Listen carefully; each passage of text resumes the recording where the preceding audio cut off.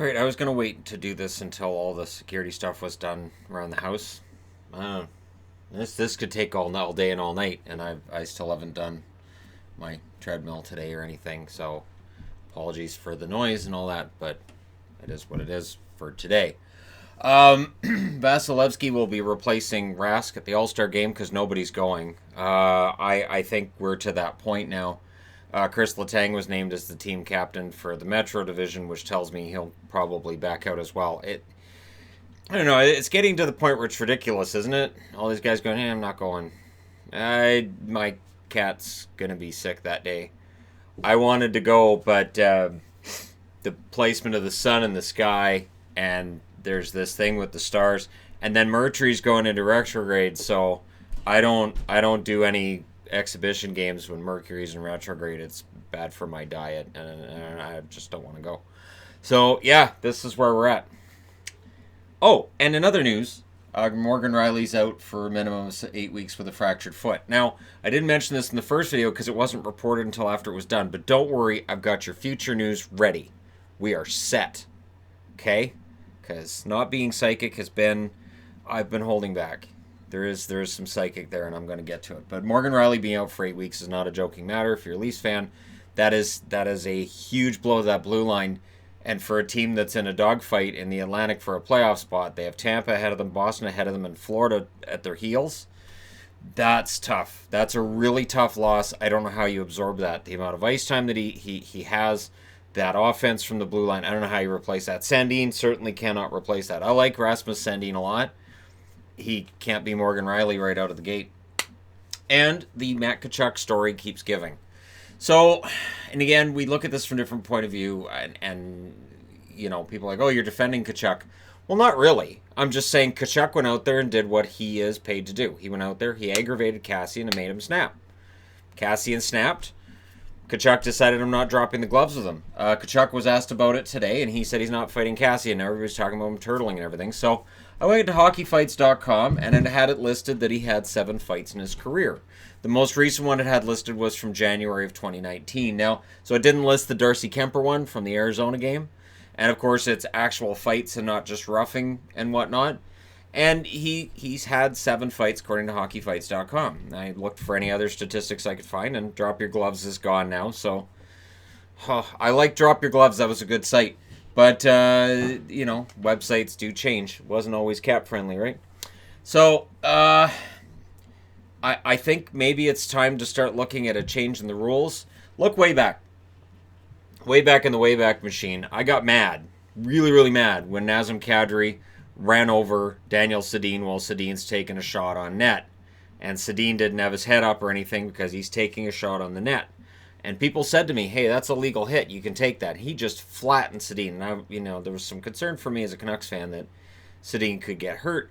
And I remember saying at the time, it's a legal hit, yeah, but shouldn't be. And people accused me at the time of, you want to take hitting out of the game. No. So there was something that was mentioned by Ben Sherratt today. So Ben Sherratt was interviewed about it. And he basically said, you've got a guy in a vulnerable position. You can let up. Tkachuk doesn't. Tkachuk just goes, that guy's in a vulnerable spot, and he drills him. The everyday application of this would be simple. You see your buddy is leaning over to pick something up, and he's almost got it, but he's off balance, and you think, I could push him over right now, and it would be hilarious. This is kind of how Matthew Tkachuk plays hockey, but it's not funny because you're skating at about 30 kilometers an hour, and you can do real damage.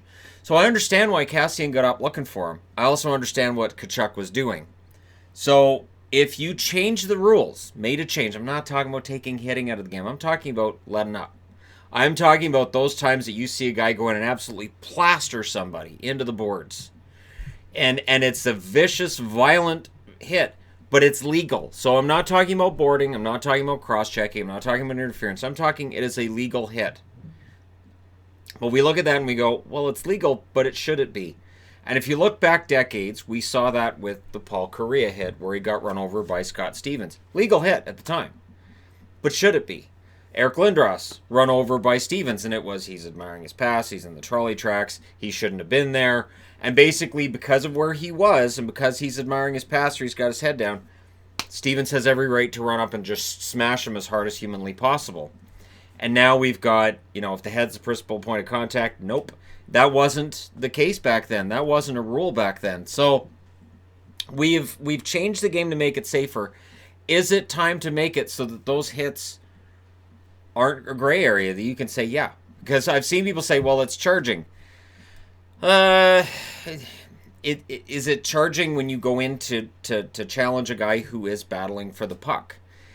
I've seen charges, and again, I know there's people who have been angry about the whole Tkachuk thing because to them they're clear penalties. To me, it's not that clear. Let's make it clear then. If we can agree that the code and all of this stuff is outdated, and for the most part it is, and even players in the game right now said the code's kind of gone. It's no longer a case of there being a code. All right, so then police the hits that led to the code being a necessity. Make it so that you can say, yeah, Tkachuk, he threw that hit, but he didn't let up. He could have let up. He didn't hit him in the head, but with the severity of that hit, and this is where that advanced player technology comes in. They will be able to track player speed. They will be able to track everything with the player technology, right? So once you've got that, you could put a speed limit in. And again, this is just me snowballing or spitballing ideas here and just saying, okay, well, what can we do to make the game so that Zach Kassian doesn't get hit like that? What can we do to make the game so that Matthew Tkachuk can't just skate around the ice and do this? And again, make it so that these hits that one fan base gets mad about, or two or three fan bases get mad about, and then other fan bases don't. And then you got all these other fan bases like, we don't care, it doesn't affect our team, so why do we care? And just make it so that it's a safer game to play. And I have seen plenty of instances where a guy could absolutely smoke somebody into the boards and they let up. They let up. I've seen boarding calls where the guy boards the guy, gets a 2-minute minor, and then checks on him because he realizes that was a bad hit. And if you watch the replay, you can tell he tried to let up. He's like, oh, crap. What I'm about to do is potentially going to change this guy's career. At the speed of the game, with how big the players are, it is probably time to have this conversation. So we haven't heard yet what Kassian's suspension is going to be. And I've been an advocate for, I don't necessarily think that there needs to be one. And again, people aren't necessarily happy with that either. But I would say that, yes, this was about the whole code thing, and Kassian snapped because of the repeated hits. And so maybe it's time to look at that rule and make it so that they're not deemed to be clean hits.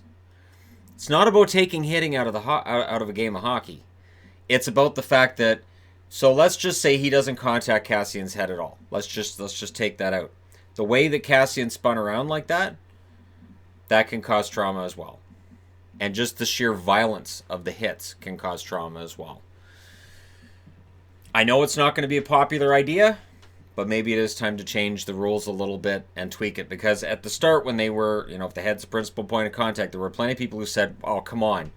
Just let him go. Just let him go and play hockey. Stop trying to tell guys what kind of hits are legal and they're not. If you don't like hitting, get out of the game. That's not what we're saying. We enjoy the hits. But there are players, like I said, who are sort of gentlemanly about it, like, oh, I'd better back off. And then there are others that are like, I can destroy this guy. I'm going to destroy him right now. Or in Kassian's case with Tkachuk was going, I can make Kassian snap. That was his plan at the start of that game, and it worked. And that's why he's still saying, I'm glad I didn't fight with him. Half the league wouldn't fight with Kassian. I don't know which Zach Kassian he's talking about there, because honestly, there were a lot of guys who I think would fight with Zach Kassian. I remember him being in Vancouver. I don't remember very many guys being intimidated by Kassian into not fighting with him, but okay. Tkachuk's just not making anything easier for himself with this. All right, moving along. Brandon Saad's likely not back until after the All-Star break. So for Hawks fans who are looking for updates on him, according to Jeremy Colleton, it's not going to be good news for now. He's likely not back until after the All-Star break to help Chicago out with their push, hopefully into the playoff picture. They were not in my parody video I did earlier, and I don't know that they necessarily get back into it. Is he wearing gravity boots? See, if you watch Star Trek, you'd know what I'm talking about. Anyways. Stop. Okay. Now, So with Brandon Saad out, let's get into the news of the future. Because again, anytime I do a news video, something comes out. So I'm going to give you guys the news from the future. Distant future. I'm not going with the immediate future. You guys are just going to have to be surprised. Austin Matthews, upon stating he wants to go to Arizona, having both blankets and pajamas of Arizona from when he was a kid, will be offered the job as the Ontario Premier to stay with the Toronto Maple Leafs. He may be offered a key to the city that actually works every door in the city. So if you live in Toronto, Matthews may come to your house. He may be offered absolutely everything. And this also may be conditional on him getting Nylander and Marner to agree to stay with a pay cut. So there's a lot of stuff that's going to be in motion for Matthews, and be surprised when you find out. Marty Brodeur will be the general manager for the New Jersey Devils. I'm thinking in probably a couple of years. At that point, he will return to the ice. He will emerge from retirement. He will win a Stanley Cup and the Conn Smythe that has eluded him throughout his long career, and then he'll move to Fiji. So he will be the general manager, win a Stanley Cup, get the first Conn Smythe trophy he's ever had, take a picture with it, send it to me, and say, you know, a couple of really unkind things about me on the back of the picture, and then he'll move to Fiji. Because I have a picture that's actually behind this board of Patrick Waugh with the Conn Smythe and the Stanley Cup. And that's why I see Patrick Waugh as the greatest goalie, and I don't have Brodeur in that conversation. And again, so there you go. Yeah. So that's my revelation from the future for you fine people. And Columbus, the news is going to be this: everybody with an NHL contract will leave the team. All of them. Every player will say we don't want to be in Columbus. The NHL, in desperation, holds on to Coach Tortorella. So John Tortorella sticks around, probably not looking very happy. He will coach a team of actors and fans. So if you're a season ticket holder, you'll be able to come out and try out for the team. You won't actually get paid though. But he will coach a team of actors and fans to a 15-game winning streak, and the media will not report on it. There will be zero media interest in Columbus, and after they win 15 games in a row and they have the President's Trophy, you will still see them nowhere to be found on power rankings from around the NHL or anywhere. And at the end of that season, John Tortorella himself will say, I'm going to play next year. I'm not going to tell you what happens after that, but it involves lifting up a Stanley Cup as John Tortorella gets everything done himself. Okay, all right, everybody wants out. See ya. Fine. This guy back here in 2C, he might be great. This kid here, you might be a great skater. You a good skater? We'll teach you. So there you go. Your news from the present and the future. Thank you guys so much for watching, for all your support. Don't forget to hit like and subscribe as this channel hits 131,000 subscribers today. Yay. Every 1,000 means a lot. Thank you guys for your arrival with the channel. Yeah, thank you guys so much for all your support. I will talk to you again soon.